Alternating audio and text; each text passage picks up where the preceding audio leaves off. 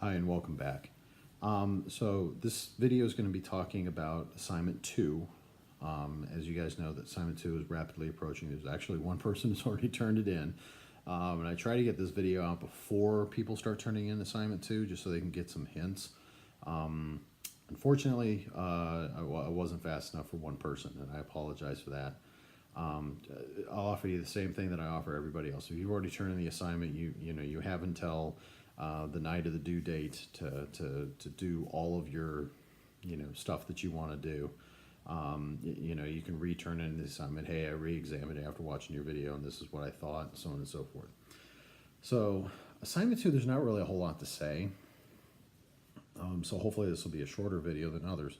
But one of the things I really want to talk about, okay, take your feedback that I gave you in the first assignment, okay? There were a lot of you who did not use a scholarly source, okay? That needs to change if you want to get a 20. Just looking at the assignment for, the assignment 1, I'm just going to take a quick gander at the grades if I can get this thing to work the way it's supposed to. So I had 4 20s. All right, that's actually kind of low for me. I'm usually a very generous grader, but this time very few people used scholarly resources, and then also there was also some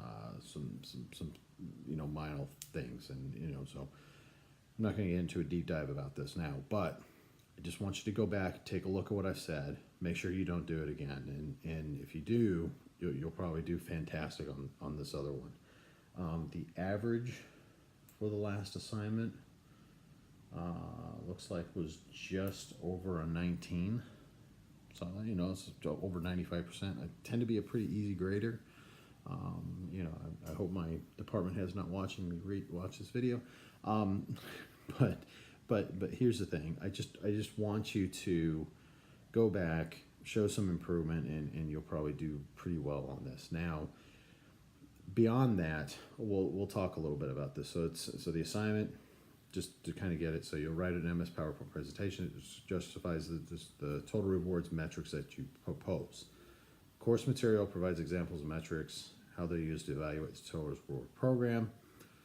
These metrics will use will be used as a portion of the final paper due in week 8, which is the final assessment for the class. So 3 references, 3 scholarly references. Okay, last time you only had 1, and most of y'all couldn't even do that. So make sure this time you're doing 3. All right, not 1, not 2, but 3. 3 or more. I mean, if you want to put 10 scholarly references in this, be my guest. And if you're having a hard time finding scholarly references, ping me by email, please. I would rather that you ask me, before the paper's due, rather than just turn it in without it. And I know some other instructors may not be as retentive on this as I am, but it really matters. It really does. I mean, if you just see the quality of the reading in this material versus, gosh, I keep harping back to other organizations. I was reading one which is a very well-known business publication, and they totally got tax reform wrong. So even the highly rated people can be wrong from time to time. And the good news about peer-reviewed scholarly sources is it tends to be that they don't get it wrong because it has to be approved. So please use scholarly sources as the assignment requires. So it says, use respective in-text citations. Make sure you're using the notes section of the PowerPoint if you want to tell me something extra. Please use bullet points. Do not use paragraphs. There were a lot of people who just, and I don't think they copied and pasted. I think they typed the whole thing. At least I hope so. But the paragraphs. I mean, there were at least 3 or 4. I just couldn't even read them. I just couldn't read them.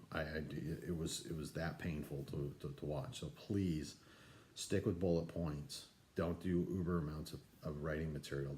This is a PowerPoint. It's not a paper. It's not a paper that's put on presentation, in a presentation software. That's what you need to do. So,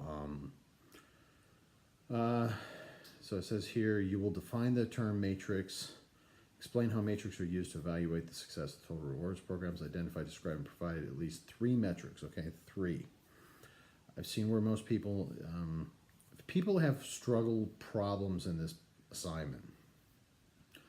It's first, they don't use scholarly material, and 2, they don't bother to define the metrics, or they don't do enough of them. They'll do 1 or 2, and they call it, oh, prof's probably not paying attention. He's old and senile and whatever. I'm first of all, I'm not old. I mean, the hair will fool you, but it's not the case. So please, make sure that you're doing the right amount of stuff. Justification for the metrics leads to the organization. Requisite competencies should also be included. Okay. It says at least the presentation should include the following segments. And please make sure that you have slides on each one of those. I will be following the rubrics. The rubrics is not overly complicated, and it puts a lot of subjectivity onto me. So I'm gonna be honest. It's a lot of it is, if you hit all the wickets, you're gonna do fine. There's no reason why I shouldn't have, a bunch of 20s this time. Please, let's get that done. So, if you have any questions, reach out.